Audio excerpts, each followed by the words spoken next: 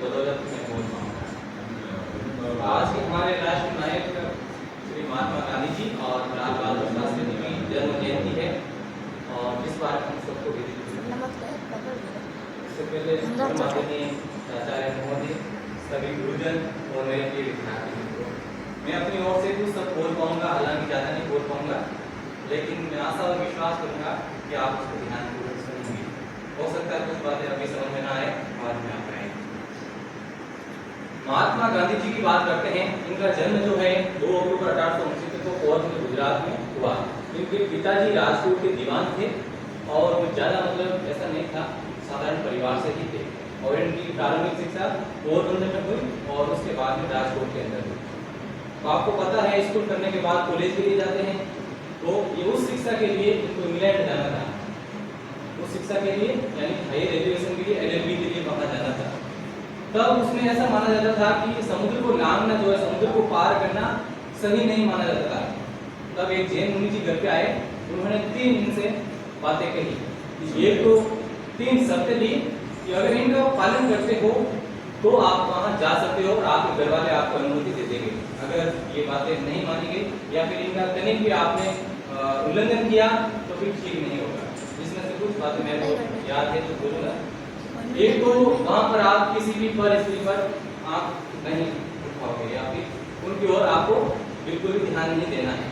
दूसरा, आप शराब का सेवन नहीं करोगे, क्योंकि विदेशों के अंदर ऐसा था कि वे लोग मांस भक्षण भी करते थे, शराब सेवन भी करते थे। तीसरी बात मांस भक्षण के रूप में थी। तो गांधी जी ने पूर्ण विश्वास दिलाया कि वे ऐसा कुछ भी नहीं करेंगे वहां जाकर के। तब जो है घर वालों ने इनको अनुमति दी। तब ये इंग्लैंड गए, वहां इनकी पढ़ाई शुरू हुई। उस समय कई सारे भारतीय लोग भी थे जो वहां पर पढ़ाई कर रहे थे। तो उसमें यहाँ के बहुत सारे वहां LLB कर तो रहे थे, कुछ कम समय में पास आउट हो जाते थे, कुछ ने अच्छी थी, कुछ नहीं थी। सबका ये था कि जो बड़े रिच फैमिली से जाते थे वो मौज मस्ती वहां पर करते थे, तो समय पर जो है उनका काम हो नहीं पाता था। लेकिन महात्मा गांधी जी ने जो अपनी शर्तें थी उस अनुरूप अपनी पूर्ण निष्ठा और लगन के साथ अपने अध्ययन कार्य को किया और थोड़े ही समय बाद में वापस भारत लौट आए अपनी डिग्री करके। अब आपको पता है कि वकील होता है, वकील का काम क्या होता है? मुकदमा लड़ना। तो इस सिलसिले में मुकदमा इनके पास आया अफ्रीका के लिए कि वहां जाकर आपको मुकदमा लड़ना है। अब्दुल्ला का मुकदमा था 1893 के अंदर। ये फिर इस सिलसिले के अंदर अफ्रीका जाते हैं। वहां पर ये देखते हैं कि यहाँ तो काले गोरों का भेद चलता है, रंग के आधार पर, नस्ल के आधार पर और राष्ट्रीयता के आधार पर कई सारा भेदभाव किया जाता था। काले गोरों का सबसे बड़ा भेद था। इसमें एक घटना जो उनके सामने रही कि जो मैं बता रहा हूँ, ट्रेन में यात्रा कर रहे थे और उस दरमियान जो है फर्स्ट एसी के अंदर महात्मा गांधी जी बैठे थे। इनके पास टिकट भी था, लेकिन अंग्रेज भी बैठे हुए थे। उनको ये अच्छा नहीं लगा कि एक काला व्यक्ति जो है मेरे साथ कैसे बैठ सकता है, ये योग्यता कैसे हासिल कर सकता है। हालांकि टिकट वगैरह सब था, सब एकदम एक्यूरेट था, लेकिन फिर भी उनको ऐसा लग रहा था कि ये योग्यता नहीं रखते हैं क्योंकि ये भारत के नागरिक है और ये इनका रंग काला है। महात्मा गांधी ने अपना वो ID कार्ड जो भी था टिकट वगैरह बताया, लेकिन वो माना नहीं। फिर महात्मा गांधी ने धक्का देके बात रेल से फेंक दिया। आप समझ सकते हैं रेल किस स्पीड में चलती होगी, व्यक्ति के साथ क्या हो सकता था। लेकिन महात्मा गांधी जी मरे नहीं, वो साइड में उछल गए थे, इसलिए बच गए। तो महात्मा गांधी ने वहां से ठान लिया था कि मुझे इस भेद को समाप्त करना है। अब कैसे करना है, क्या करना है, वो उनकी आगे की रणनीति के अंदर, उनके आंदोलनों के अंदर उनको देखने को मिलता है। फिर वहां पर उन्होंने अब्दुल्ला मुकदमा को लड़ाई लड़ा। साथ साथ में ये जो हो रहा था अफ्रीका के साथ, अफ्रीका में भारतीय लोग रह रहे थे अफ्रीका के अंदर, तो उनके साथ भी ऐसे भेदभाव कर रहे थे जैसे महात्मा गांधी के साथ हुआ था। तो फिर उन्होंने जो है रंग भेद के विरुद्ध वहां पर एक आंदोलन छेड़ा, सत्याग्रह। और आपको पता है वेस्टर्न कल्चर के अंदर थोड़े से भी लोग इकट्ठे होते हैं तो उसमें दरिंदगी होने की संभावना होती है, ऐसी घटनाएं आम बात होती है। लेकिन इस आंदोलन के अंदर कई दिनों का ये आंदोलन था, लेकिन ऐसी कोई घटना नहीं हुई। अंग्रेजों ने ये यकीन हो गया कि मतलब आज बहुत महान है, ऐसा कैसे हो सकता है कि 10,000 लोग साथ में बैठ रहे हैं, लेकिन ऐसा कुछ भी नहीं हुआ। तो एक अंग्रेज इतिहासकार ने उनके लिखा भी है कि ऐसा व्यक्ति मैंने पहली बार देखा है कि इतना बड़े विशाल जनसमूह में रहते हुए भी कोई भी घटना इस तरह की नहीं हुई। एक बहुत महान आत्मा का प्रभाव ही हो सकता है कि ये सब अच्छे से सेटल हुआ। उसके बाद जब उनका आंदोलन भी वहां सफल हुआ। रही बात महात्मा गांधी जी के विवाह की, तो सबने बताया भी है, आप सबको पता भी है कि 13 वर्ष के आयु में उनका विवाह हुआ था। कस्तूरबा गांधी जो थे उनके साथ में अफ्रीका के अंदर थे, तो उन्होंने भी इसमें बहुत बड़ी भूमिका भी निभाई थी उस आंदोलन के दरमियान। हालांकि शुरुआत में इन दोनों के मतभेद रहे थे कि महिलाओं को आंदोलन में भाग नहीं लेना चाहिए लेकिन बाद में समझे इसके आधार पर जो उन्होंने इस बात को समझा कि महिलाओं का भी बहुत बड़ा योगदान होता है राष्ट्र निर्माण में। चीन में कहा कि एक आधा आकाश महिलाएं थामती है, तो महात्मा गांधी ने उस बात को समझा, फिर महिलाओं को पार्टिसिपेट करने के लिए आगे बुलाया। तो वो सारा जब वहाँ हो रहा था, अंग्रेज सरकार भी वहाँ पर इस बात से भयभीत हो रही थी। भारत में इसकी जानकारी आ रही थी कि वहाँ पर एक व्यक्ति ऐसा कर रहा है, तो महात्मा गांधी की छवि जो है यहाँ पर अच्छी बन रही थी। जैसे मेरे गुरुजी हैं, परमादरणीय गुरुजी, उसी तरह से महात्मा गांधी जी के राजनीतिक गुरु थे वो थे गोपाल कृष्ण गोखले। जब दोनों के अंदर ज्यादा ही कुछ हो गया महात्मा गांधी और अंग्रेज सरकार के बीच में, तब गोपाल कृष्ण गोखले समझौता कराने के लिए वहां पर जाते हैं।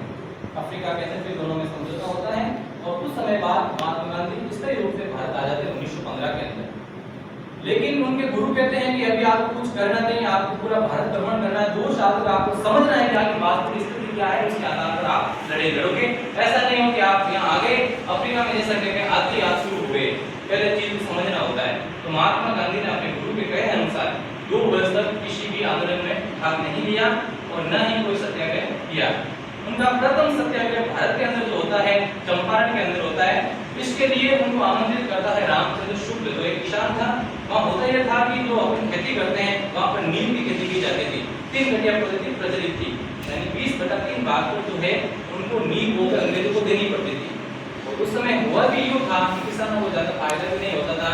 इधर जर्मनी सिंथेटिक नील का आविष्कार कर लिया था, अब किसानों की नील खरीदी भी नहीं जा रही थी, क्योंकि सिंथेटिक नील कम पैसों के अंदर उनको मिल रही थी। तो इसलिए किसान बर्बाद भी हो रहे थे। एक तो वो नील होना उनके लिए अनिवार्य था, दूसरा उनके पास बहुत सारा माल इकट्ठा हो गया लेकिन वो उस भाव पे बिक नहीं रहा है। तो किसानों की बहुत ही दयनीय आर्थिक दशा और उनकी सामाजिक दशा को देखते हुए, और ये भी था कि उनका शोषण तो हर जगह होता था, राजनीतिक क्षेत्र में, आर्थिक, सामाजिक, मनोवैज्ञानिक, हर तरह से उनको दबाया जा रहा था। तो महात्मा गांधी ने शुरू में सोचा जाऊं या ना जाऊं, जाऊं या ना जाऊं। फिर लखनऊ जो 1916 में लखनऊ अधिवेशन होता है उसमें भी रामचंद्र शुक्ल पहुंच जाते हैं। उसके बाद में बनारस हिंदू विश्वविद्यालय का जब उद्घाटन होता है उसमें भी रामचंद्र शुक्ल पहुंच जाते हैं। महात्मा गांधी अद्भुत आश्चर्य देता कि मतलब वास्तव में एक सामान्य व्यक्ति जो है इस बात के लिए बार-बार मेरे पीछे लगा हुआ तो कुछ तो खास होगा। उनके बुलावे पर रामचंद्र शुक्ल लगभग वो बिहार के चंपारण के अंदर जाते हैं और वहाँ किसानों की आर्थिक स्थिति दशा जो भी होती है उनको पहले देखते हैं। फिर वो सरकार से मांग करते हैं इसके लिए एक जांच समिति गठित की जाए और ये ओपन जांच समिति हो, ऐसा नहीं हो कि बंद कमरे के अंदर ये सब हो, तो एक खुली जो है जांच समिति बिठी जाए। लेकिन महात्मा गांधी को इसके लिए परमिशन नहीं दी जाती है। मैंने आपको बताया कि अफ्रीका के अंदर जो आंदोलन हुआ था उस वजह से महात्मा गांधी की छवि भारत में काफी कुछ बन चुकी थी, लेकिन फिर भी बिहार की सरकार ने पहले तो अनुमति नहीं दी। जब उन्होंने कहा जेल भरो शुरू हो जाओ, यानी उनके साथ राजेंद्र बाबू थे और भी जेबी कृपलानी वगैरह कई सारे लोग थे तो जेल के लिए तैयार हो गए। तब सरकार ने अनुमति दी कि आप जांच समिति अपने स्तर पर बैठा सकते हो। तो उसमें सरकार के कुछ सदस्य थे, गांधी जी के सदस्य और गांधी जी खुद थे, और इन्होंने वास्तव में पाया, जांच की कि वास्तव में किसानों के साथ अत्याचार हो रहा है। फिर उन्होंने आंदोलन छेड़ दिया, सत्याग्रह किया और इनका चंपारण सत्याग्रह प्रथम बार में ही सफल हो गया। हालांकि जैसे छोटे मोटे प्रयास पहले से होते रहे, 1857 की क्रांति एक अद्वितीय इसके रूप में शुरुआत है, लेकिन फिर भी जो महात्मा गांधी ने अहिंसा और सत्य के आधार पर बिना कोई हिंसा के जो है प्रथम सत्याग्रह भारत के अंदर चंपारण किया। फिर इस क्रम में इनके सत्याग्रह होते रहे, जैसे खेड़ा का हुआ, फिर अहमदाबाद वीर मजदूरों का हुआ। उसके बाद के अंदर अगर अंग्रेजों ने सोचा कि भारतीयों को ऐसे तब टेकअप नहीं कर पाएंगे, चलो एक ऐसा कानून बनाते हैं जिसको चाहो उसको जेल में डाल दो और कोई मुकदमा नहीं, जब हम चाहेंगे तब दे देंगे। अपनी मनमानी, अपनी तानाशाही वो करना शुरू हो गए। किसी को भी जेल में डाल सकते थे बिना मुकदमा चलाए, 2 साल तक जो परीक्षा में पक्का कम से कम उनको जेल में लग सकते थे। मैं आपको एक साहित्य के विद्यार्थी रहा हूँ, लेकिन उसको मैं तो शायद बात नहीं कर पाऊँ, लेकिन इतिहास के विद्यार्थी के रूप में थोड़ा घटनाक्रम बता रहा हूँ। तो महात्मा गांधी ने ये समझा कि वास्तव में ये जो रोलेट एक्ट है भारत के लिए बहुत ही खराब कानून है, इससे भारतीयों का बहुत नुकसान होगा। तो उन्होंने इसको काले कानून की संज्ञा दी और पूरे भारतवर्ष में हड़ताल के लिए आह्वान किया कि अब हम सभी भारतीयों को हड़ताल करनी है। तो फिर 6 अप्रैल को, पहले तो 30 तारीख की छुट्टी जाती है, 30 जून, लेकिन बाद में 6 अप्रैल को इसकी तिथि निश्चित कर दी जाती है और 6 अप्रैल को पूरे भारत में हड़ताल होती है। इधर जलियांवाला बाग हत्याकांड भी हो जाता है इस दरमियान, क्योंकि वहाँ के कुछ नेता थे सत्यपाल और सैफुद्दीन को रोलेट एक्ट की प्रतिक्रिया विरोध कर रहे थे। तो तो उन पे जो अत्याचार हुए थे पंजाब के अंदर, तो उनके लिए सत्याग्रह हो रहा था। वैशाखी के दिन 13 अप्रैल को मनी जाती है। तो उस दिन जलियांवाला बाग के अंदर में सभी लोग इकट्ठे हुए थे। तो इन्होंने ये पहले से बोल दिया कि हमने कानून बना रखा है, हमको बिना सूचना दिए, बिना कुछ किए, बिना मुकदमा चलाए आपको जेल के अंदर घूम सकते हैं। इन्होंने पहले चेतावनी कुछ नहीं दी। जलियांवाला बाग के 2 ही गेट थे और अंदर एक कुआं था। इन्होंने सबसे पहले गेट बंद किए, अपने सैनिक वगैरह लगा दिए चारों, फिर जो है गोलीकांड हुआ। उसमें कई सारे लोग मारे गए। तो आप समझ सकते हैं कि ये पूरा बहुत बड़ी दीवार है और गेट जो है बंद हो गए हैं। अब सबके हाथ में बंदूक है, जो सैनिक है, बाकी सभी लोग अंदर है। एक भी गोली शायद खाली नहीं जाएगी क्योंकि भीड़ बहुत ज्यादा है। हर गोली से एक तरह से कार तो जरूर होगा। तो कुछ लोग तो भागे भगदड़ हुई, क्या करे क्या ना करे। कुछ लोग कुएं में कूद गए।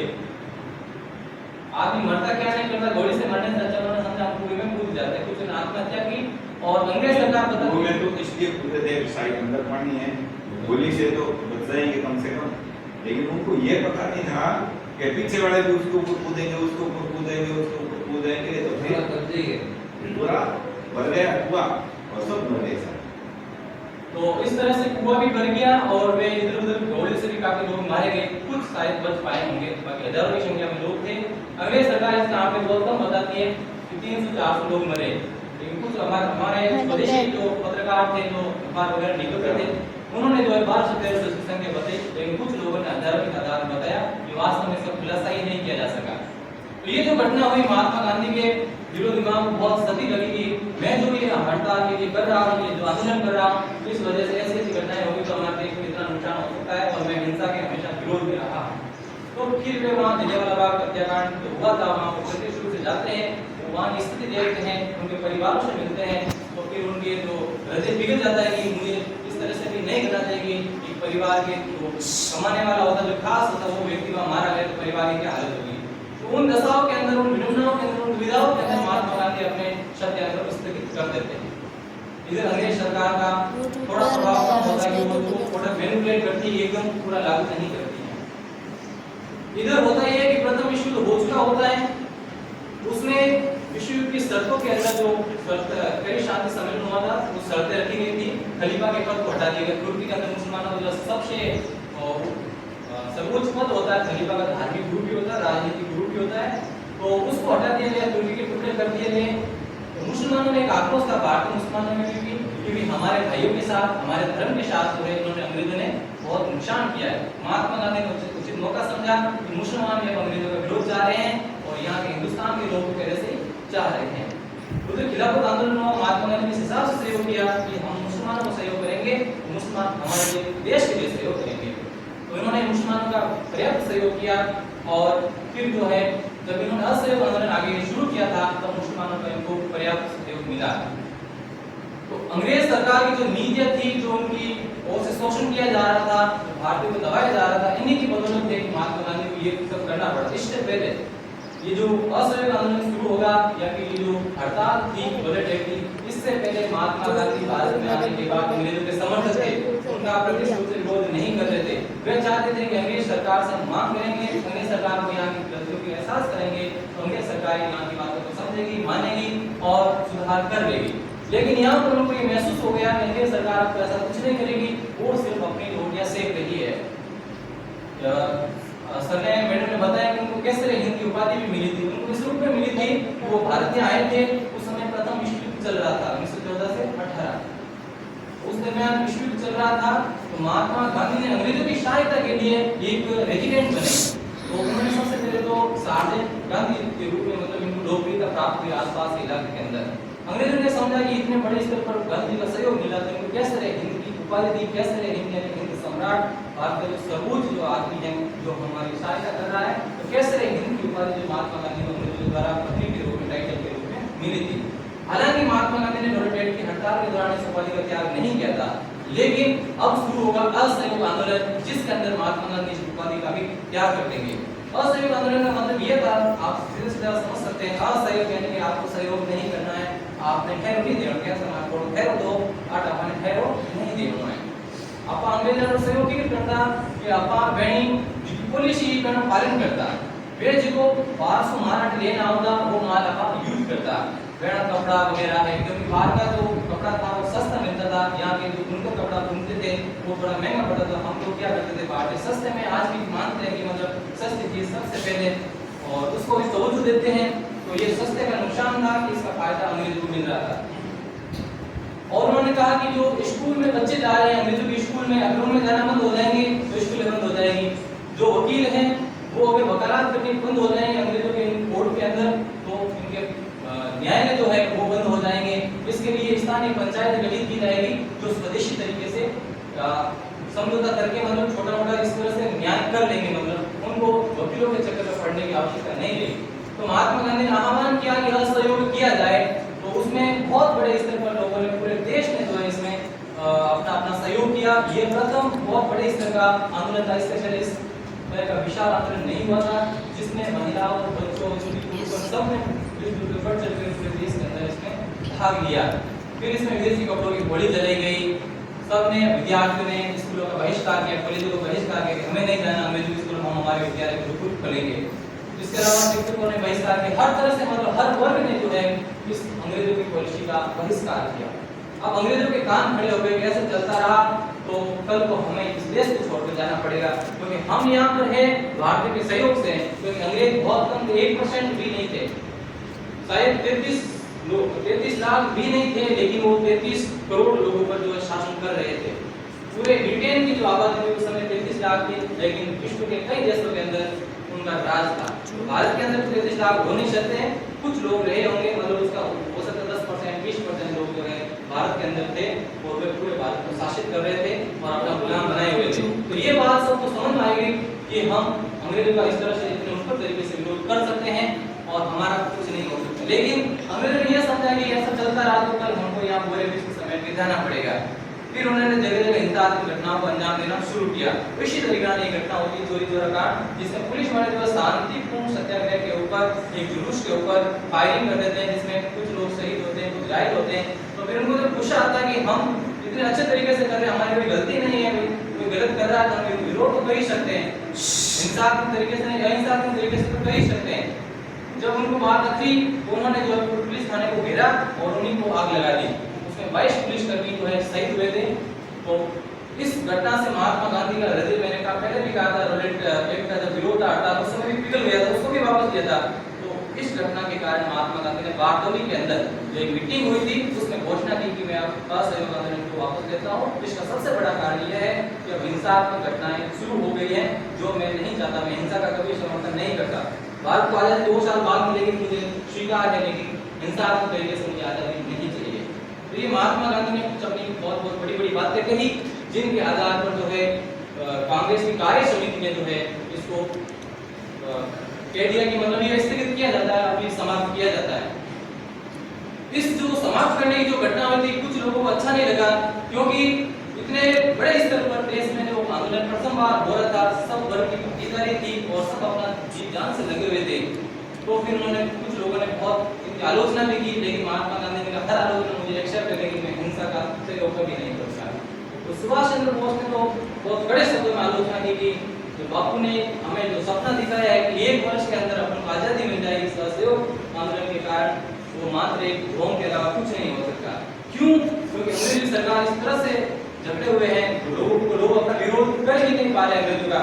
तो एक थोड़ा लंबा समय उनको तय करना था, लेकिन अब जब कुछ होने ही वाला था, थोड़ा सा बचा था कि बस आजादी मिल ही जाएगी, तब महात्मा गांधी ने इसको वापस लिया। ये बहुत बड़ी विडंबना।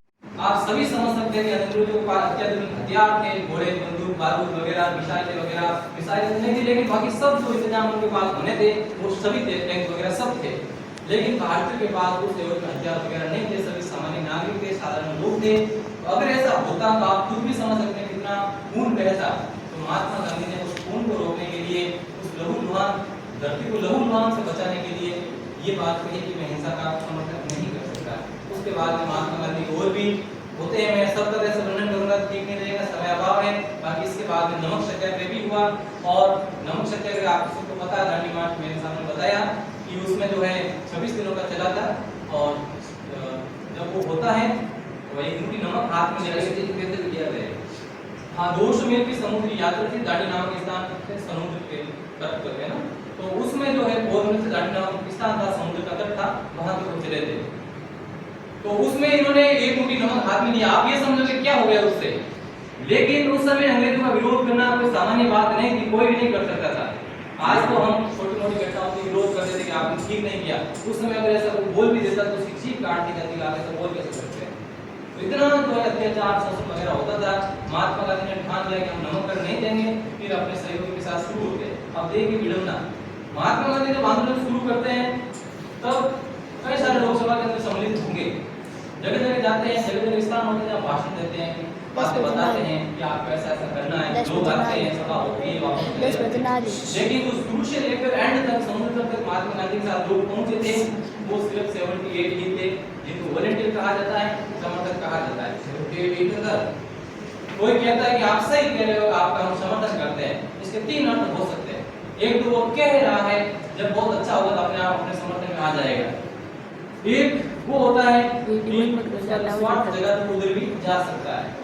एक वो होता है कि चाहे कुछ भी हो जाए, हमने बोल दिया आपके साथ हैं तो बस अंत तक आपके साथ हैं। तो महात्मा गांधी के साथ सिर्फ 75 लोग थे, आप ये मान के चलिए।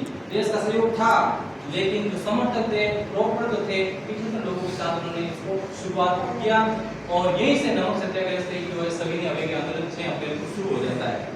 अब अंग्रेज सरकार जो डर जाती है, क्योंकि पहले असहयोग आंदोलन इस लेवल पे हो चुका था कि अंग्रेजों के बोरे में समेटने की बात आ गई थी, और इसी लेवल पे जो है नमक सत्याग्रह की वजह से सविनय अवज्ञा आंदोलन शुरू होता है। सविनय अवज्ञा का मतलब था कि हम हाथ जोड़कर आपको निवेदन करते हैं कि आपके आगे हम नहीं मान सकते। आप कहते हैं कि ये करना चाहिए, लेकिन हम आपसे निवेदन करते हैं कि आपके आगे हम नहीं मान सकते, चाहे जो हो चलेगा, आप जो करना चाहो कीजिए, लेकिन हम आपके आगे नहीं मानेंगे। तो ये विनती पूर्वक, निवेदन पूर्वक उनको कहना था कि हम आपकी आज्ञा नहीं मानेंगे, कुछ कुछ करो असहयोग जैसे था कि हम आपसे सहयोग नहीं करेंगे या फिर हम आपकी आज्ञा नहीं मानेंगे। इस आंदोलन में भी बहुत बड़ी भागीदारी लोगों की देखी गई, तो असहयोग आंदोलन थी उससे भी बढ़कर देखी गई। इस तरह से देश के अंदर जगह जगह जो है इस तरह की घटनाएं इसमें भी हुई, जो कि असहयोग आंदोलन के दौरान हुई थी। सब पूरे देश ने बढ़ चढ़कर भाग लिया। आगे भी राजनीतिक घटनाक्रम चलता रहा, और लास्ट के अंदर जब महात्मा गांधी को लगा कि हो नहीं सकता इस तरह से हम करते रहे तो जो है बहुत लंबा समय बीत जाएगा, लेकिन देश आजाद नहीं होगा। तब उन्होंने 1942 के अंदर मुंबई के ग्वालियर टैंक मैदान से घोषणा की, भारत छोड़ो, अंग्रेजों भारत छोड़ो, ओशी को भारत छोड़ो आंदोलन के रूप में हम लोग जानते हैं। 8 अगस्त 1942 को वो घोषणा करते हैं। 9 अगस्त 1942 को प्रॉपर जो है कांग्रेस कार्य समिति ने उसको वेरीफाई किया कि हाँ अब आपका आंदोलन शुरू होता है। अगले ही दिन सभी नेताओं को जो है अंदर डाल दिया गया, जेल में डाल दिया गया कि आंदोलन को दबा दिया जाए, क्योंकि जब एक जो आंदोलन होता है, जो उसका खास होता है, जो मेन कड़ी होती है, कोई नेता होता है, अगर उसको आपने साइड में कर दिया, जिसके चारों पूरा जनसमूह घूमता है, तो फिर वो जनसमूह तितर बितर हो जाएगा और हम उसको कंट्रोल कर लेंगे। तो इन्होंने सभी नेताओं को जो है अंदर डाला, लेकिन ये आंदोलन जो था स्वतः स्फूर्त था, जिसमें महात्मा गांधी ने करो या मरो का नारा दिया, जिसमें कहा या तो करो या फिर मर जाओगे, अब नहीं करोगे तो फिर आप मर जाओगे। तो लोगों ने जो है इसको बहुत ही मतलब प्रखर रूप में लिया, और सब ने जो है इसमें भाग लिया। सब जेल चले गए, लेकिन आंदोलन नहीं थमा। अब सब, क्योंकि उनको पता था कि अब कुछ नहीं हुआ तो फिर कभी कुछ नहीं होगा। सुभाष चंद्र बोस जो है उस समय म्यांमार की सीमा तक, भारतीय सीमा तक म्यांमार से इधर आ रहे थे, वो आजाद हिंद फौज को लेकर। उन्होंने क्या किया था कि यहाँ जो कांग्रेस की बैठक वगैरह होती थी, सुभाष चंद्र बोस थोड़े हिंसा के समर्थक थे कि अंग्रेजों को खदेड़ देना चाहिए, लात मार के भगा देना चाहिए, लेकिन महात्मा गांधी के साथ हिंसा नहीं करते। बाकी दोनों बहुत अच्छी जमती थी। लोग कहते हैं कि विरोधाभास था, बाकी किसी बात के लोग नहीं, दोनों देश की आजादी चाहते थे, दोनों का देश के लिए बहुत समर्पण भाव था। बस रास्ते अलग अलग हो सकते हैं, लेकिन गंतव्य जो स्थान का, जो लक्ष्य स्थान का, दोनों का एक था। तब सुभाष चंद्र बोस को ये बात मालूम है कि महात्मा गांधी ने इस तरह से आंदोलन शुरू किया है, और इसमें ये बात कही है, सुभाष चंद्र बोस को बहुत ही अच्छा लगा, और वहां से जो है तुरंत ही वो इधर हमला कर देते हैं अंग्रेजों के ऊपर, म्यांमार सीमा से इधर। लेकिन होता यह है कि आंदोलन जो है सब नेताओं के अंदर ठूस दिया जाता है, और इधर प्रथम विश्व युद्ध भी चल रहा होता है। उस दरमियान जो है धीरे धीरे आंदोलन खत्म हो ही जाता है। लेकिन इस आंदोलन का परिणाम ये हुआ कि अंग्रेजों को ये घोषणा करनी पड़ी ब्रिटेन के अंदर दो पार्टियां थी, एक तो लेबर पार्टी और एक कंजर्वेटिव पार्टी। तो अब जो वहाँ का प्रधानमंत्री बनेगा, प्राइम मिनिस्टर, उसने हालांकि वो चुनाव लड़ रहा था तो बोला था कि अगर मैं प्रधानमंत्री बनूंगा तो मैं भारत को आजाद करूंगा, क्योंकि यहाँ से जो धन संपत्ति लूट के अंग्रेज वहां ले जा रहे थे, उससे कुछ अंग्रेज जो यहाँ से ले जा रहे थे बहुत अमीर हो गए थे, कुछ बहुत गरीब रह गए थे, और इस कारण जो है देश के अंदर एक गड़बड़ियां चल रही थी अमीर गरीब के बीच को लेकर के। उन्होंने इसको मिटाने के लिए कहा हम जैसे ही हम जीतेंगे तो भारत को आजाद करेंगे। उनको ये बात इसलिए नहीं बोली थी कि ये सच्चाई थी, सच्चाई ये थी अब उनको महसूस हो गया कि अब हमारे लिए भारत में रहना आसान नहीं है, हम भारत में अब रुकेंगे तो फिर हम रहेंगे ही नहीं। सच्चाई इसके पीछे ये थी, जो उन्होंने एक अलग तरीके के रूप में कहा कि यहाँ तो एक अमीर गरीब का भेद बिल्कुल था, लेकिन मैं वजह यही थी कि यहाँ पर उनके लिए रहना मुश्किल हो गया था। इधर सुभाष चंद्र बोस जो है एक वायुयान दुर्घटना में जो सही होते उसके पहले की घटना है कि जो मित्र राष्ट्र होते हैं उसमें जीत जाते हैं द्वितीय विश्व युद्ध के दौरान 1939 से 45 द्वितीय विश्व युद्ध। तो उसमें जापान के अंदर हिरोशिमा और नागासाकी 6 अगस्त 9 अगस्त को बम गिराए जाते हैं, जिसमें जापान तबाह हो जाता है। हालांकि ऐसा नहीं होता, अगर परमाणु बम नहीं होता तो शायद हो सकता था, संभावना पूरी थी कि बुरी राष्ट्र वाले लोग ही जीतते, और अगर बुरी राष्ट्र वाले लोग जीतते अंग्रेजों का समय अपने आप ही हो जाता और भारत जो है जापान के अंडर में आता। तो जापान के और सुभाष चंद्र बोस के संबंध बहुत ही गहरे थे, इतने अच्छे थे कि उन्होंने इससे पहले भी जो है अंडमान निकोबार द्वीप समूह सुभाष चंद्र बोस को सौंप दिए थे। तो ये एक रणनीति थी कि हम देश को इस तरह से आजाद करेंगे, लेकिन उस बम गिराने की वजह से बुरी राष्ट्र हार जाते, जापान आत्मसमर्पण कर देता है। तब सुभाष चंद्र बोस को लगता है कि अब हमारी जो रेजिमेंट है, जो फौज है, उसको भी डिसमिस कर देना चाहिए। अगर अंग्रेजों को पता लगा तो सबको फांसी पर चढ़ाएगी, तो वे भी दोस्तों डिसमिस कर देते हैं, सबको जो है हटा देते हैं कि फौज में कौन है कोई नाम भी नहीं बता पाएगा, अलग अलग जगहों पर भेज देते हैं। तो इस दरमियान जो वापस जापान की ओर निकल रहे थे तो एक फार्मोसा द्वीप के आसपास कहा जाता है कि वायुयान दुर्घटना के अंदर उनकी मौत हो गई। कुछ ऐसा बताते हैं, कुछ अलग अलग बताते हैं, क्योंकि एक इतने बड़े नेता के साथ ऐसा होना कोई ऐसा संयोग तो नहीं हो सकता, ये एक साजिश थी, ऐसा समझा जा सकता है ये साजिश थी। तो इन घटनाक्रमों की वजह से अंग्रेज सरकार बहुत आहत हुई और उनके महसूस करवा दिया, जिसमें हिंसात्मक घटनाओं का भी योगदान रहा। ऐसा नहीं है कि अब लोग आज कहते हैं कि महात्मा गांधी ने क्या किया, महात्मा गांधी ने क्या किया, ऐसा भी कहते हैं और ऐसा कहते हैं सुभाष चंद्र बोस ने, भगत सिंह ने ये किया वो किया। लेकिन आप समझ सकते हैं कि हिंसात्मक घटनाएं थी, अहिंसात्मक थी, लेकिन दोनों का जो लक्ष्य था वो था देश को आजाद करना, देश के लिए सब न्योछावर करना। और लक्ष्य एक था, रास्ते थोड़े अलग अलग थे और उसमें सबका योगदान सम्मिलित योगदान है, लेकिन महात्मा गांधी का योगदान सबसे बड़े रूप में इस रूप में हम लेते हैं कि इन्होंने भारतीय परंपरा जो अहिंसा परमो धर्म, उसको लेकर के जो है भारत को आजादी दिलानी चाहिए और उसके लिए अपने प्राण न्योछावर करने चाहिए। हम मर मिट जाए, कुछ भी हो जाए, आजादी मिले ना मिले, लेकिन हम हिंसा का सहारा नहीं लेंगे। तो ये उनकी बहुत बड़ी बात थी और इसलिए हम सबसे पहले उनको याद करते हैं राष्ट्र नायक के रूप में। जब भी बात होती है तो अग्रिम पंक्ति के रूप में, प्रथम स्थान के रूप में अगर नाम लिया जा सकता है तो महात्मा गांधी का हम बड़े गर्व के साथ, निसंकोच के साथ नाम ले सकते हैं। इन्होंने देश के लिए अपनी पूरी जवानी खपा दी, अपना पूरा जीवन खपा दिया, बाकी सब काम छोड़ दिया, पूरे देश के लिए लग गए। शायद ही कोई बहुत कम लोग होते जो देश के लिए इस तरह से जीते हैं, बाकी सब अपने लिए, परिवार के लिए, अपने स्वार्थ के वशीभूत होकर जीवन जीते हैं। लेकिन इन्होंने देश के लिए अपनी पूरी जिंदगी खपा दी। इस तरह से और भी बहुत सारे इनके कहने मात्र से, इनके चरित्र मात्र से, इनके व्यक्तित्व मात्र से लोग देख देख तैयार हो गए देश के लिए। तो इस रूप में भी महात्मा गांधी का बहुत बड़ा योगदान रहा। तो इस पूरे वक्तव्य के जो मैं सारांश थोड़ा कहना चाहूंगा कि महात्मा गांधी ने जो लड़ाई लड़ी थी शुरू से लेकर एंड तक, उसमें जो सबसे बड़ा इनका हथियार था वह था अहिंसा और सत्य। कभी झूठ मत बोलो, वो धर्म। एक तो कभी झूठ मत बोलो, चाहे जिंदगी में कुछ भी हो जाए। जैसे मैंने किसी को कुछ कहा और वो भी उसको पता है कि ऐसा नहीं है, वैसा नहीं है, तो वो जो एक तो बता नहीं पाएगा सत्य कि हाँ सर आप सही कह रहे हैं, है ना। ऐसा होता ना कई बार कि हाँ आप सही नहीं, आपको या तो वो कि सर मैं इस बारे में कुछ कहना नहीं चाहता, मैं इस बारे में कुछ कहना नहीं चाहता, या अगर कहना चाहते हो तो आपको कहिए कि सर यहाँ पर आप गलत है। चाहे कोई भी हो, मेरी बात नहीं कर रहा हूँ, कुछ भी हो सकता है जिंदगी में। या तो सत्य बोलिए, अगर ऐसा लगता है कि सत्य बोलने से बहुत गड़बड़ हो सकता है तो वहां पर या तो चुप हो जाइए या फिर ये कह दीजिए भगवान की मर्जी नहीं है, मैं यहाँ बोल नहीं सकता। तो इस तरह से आपको सत्य बोलना जिंदगी के अंदर, सत्य और अहिंसा, किसी को हमारे मन, कर्म और वचन से किसी के बारे में बुरा नहीं सोचना है, किसी को अपने कार्य से नुकसान नहीं पहुंचाना है, किसी को कुछ ऐसा नहीं करना है, तो वो अहिंसा न सिर्फ शारीरिक रूप से, मानसिक रूप से भी अहिंसक होना बहुत जरूरी है, तभी वो अपने पूर्ण रूप में अहिंसा है। तो ये दो बड़े शस्त्र थे, बड़े अस्त्र थे, जिन्होंने अंग्रेज सरकार को झुका दिया, डिगा दिया। एक कहा भी जाता है कि इतनी बड़ी अंग्रेज सरकार थी, लेकिन इन्होंने एक लाठी के दम पर जो है बूढ़े ने जो है अंग्रेज सरकार को इस तरह से जो है दबा दिया। इस तरह से अंग्रेज को मजबूर होना पड़ा, लेकिन उसके पीछे दो सबसे बड़े अस्त्र थे, वेपन्स थे, वो थे सत्य और अहिंसा। हमें सबसे बड़ी सीख मिलती है कि अपने जीवन में सत्य को अपनाना चाहिए और अहिंसा को अपनाना चाहिए। कुछ लोगों के मन में ये विचार आ सकता है, आप लोगों के मन में नहीं आएगा, लेकिन कुछ लोग ऐसे होते हैं जो ये सोचते हैं महात्मा गांधी तब थे, आज हम क्यों मनाएं जयंती। होता है, मैंने कुछ लोगों को ऐसा भी देखा है जो 15 अगस्त और 26 जनवरी को ये कहते हैं जन्नत तो हर साल आवे, क्या मतलब लोग स्कूल में होना ऐसा लोग भी दिया करे, लेकिन अपन को ये विचार नहीं रखना। आपको पता है, मैं आपको कहूँगी आज क्या खा के आए, तो आप बताओगे हमने रोटी खाई, सब्जी कौन सी बनी, ये बनी, बताओगे।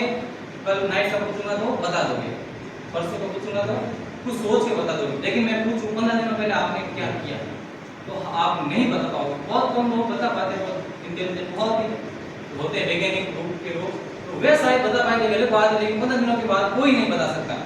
ये सत्य तो मैं नहीं कहूंगा पूरी तरह से, क्योंकि अगर चिंतन करें, मनन करें, कंटिन्यू उसी चीज को लेकर सिर्फ इस बात को, तो हो सकता है, बाकी लगभग आदमी नहीं बता सकता। तो अपन जिस चीज से हमारा जीवन चल रहा है, सांस ले रहे हैं, या फिर हमारा जीवन जिस अन्न से, पानी से चल रहा है, अगर उसको हम बयान नहीं कर सकते हैं, जो हमारा आधार है, तो फिर इसको भी बयान नहीं कर सकते हैं। तो इन्होंने जो राष्ट्र के लिए क्या किया, क्या नहीं किया, क्या भूल नहीं सकते इस बात को।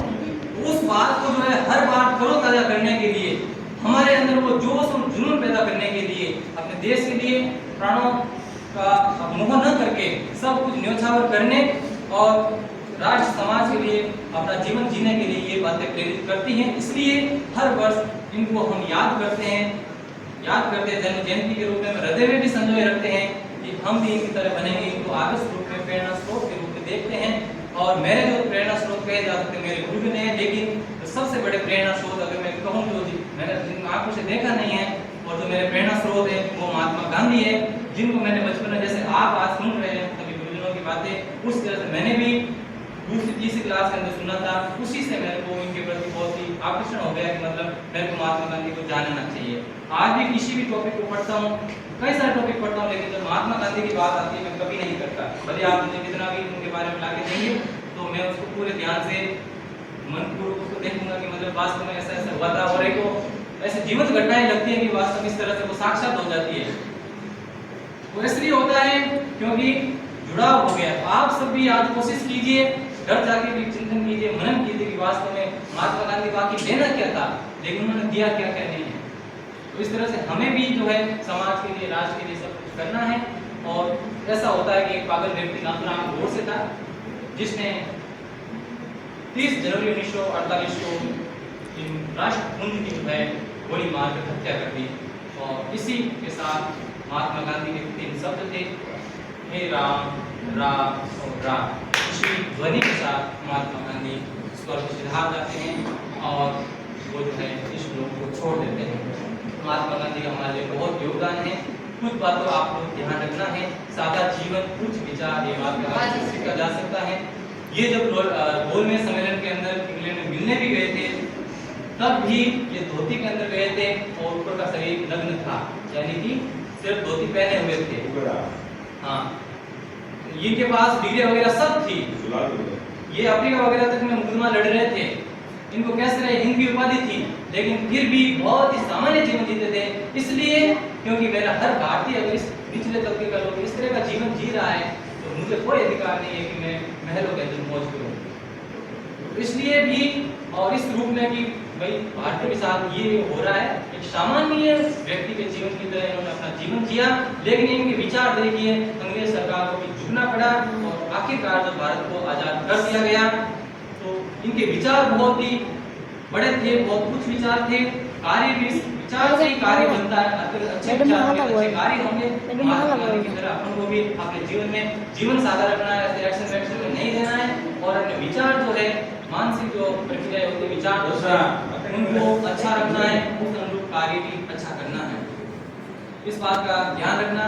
मैंने जो बताया हो सकता है कि उसमें कुछ त्रुटि हो, उसके लिए माफी चाहूंगा। आप सबका धन्यवाद कि आपने इसको सुना। अब काफी देर से आप बैठे रहे, तहे दिल से धन्यवाद।